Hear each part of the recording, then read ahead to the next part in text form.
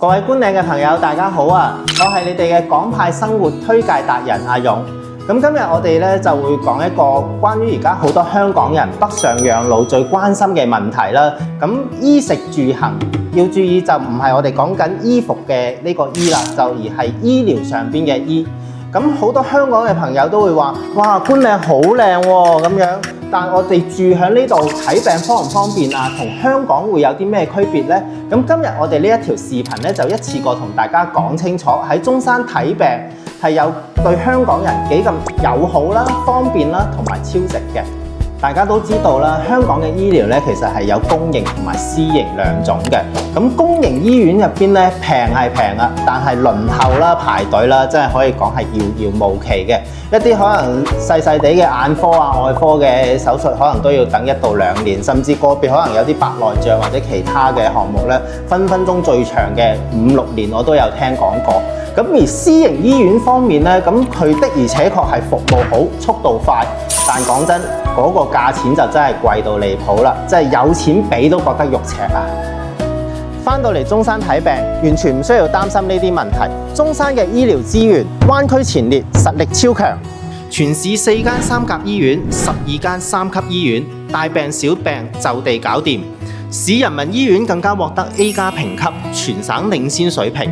最緊要嘅就係費用親民，門診幾十蚊、百零蚊就搞掂，住院日均都係講緊幾百蚊。呢個價係香港嘅1/5到1/10。仲有市人民醫院已經起緊新院區，聽講咧最快29年就會落成㗎啦。咁未來響觀嶺過去唔需要10分鐘嘅一個車程，住響我哋觀嶺咧，好似買咗一個未來嘅醫療保障咁樣。最方便嘅就係中山對港人醫療政策全部打通。第一，香港長者醫療券直接用，中山市中醫院、陳星海醫院都可以直接使用。第二，醫健通影像跨境互通，喺中山指定醫院拍片，資料直接上傳香港醫健通，返香港覆診唔使再拍片，唔使大膠片，醫生即時睇，慳時慳錢又唔使麻煩。第三，港澳藥械通，新藥新械同步用，中山3甲納入試點，香港已經上市嘅新藥、新器械喺中山都可以用。第四，跨境重病轉運，床對床接送，喺中山3甲醫院叫車，粵港牌救護車床對床，深圳灣1分鐘通關，1個鐘直送香港醫院，危急情況都有保障。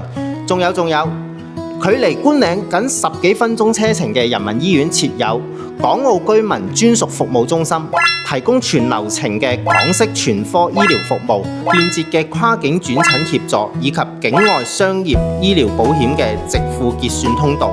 好啦，最後我哋嚟總結一下啦。其實北上中山退休、安居養老方面啦，睇病其實可以完全做到安心、放心同埋舒心嘅。咁而住喺我哋觀嶺咧，咁唔單止環境優美，其實生活配套亦都十分之齊全啦。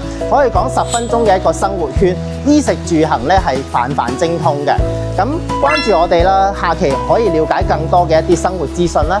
拜拜。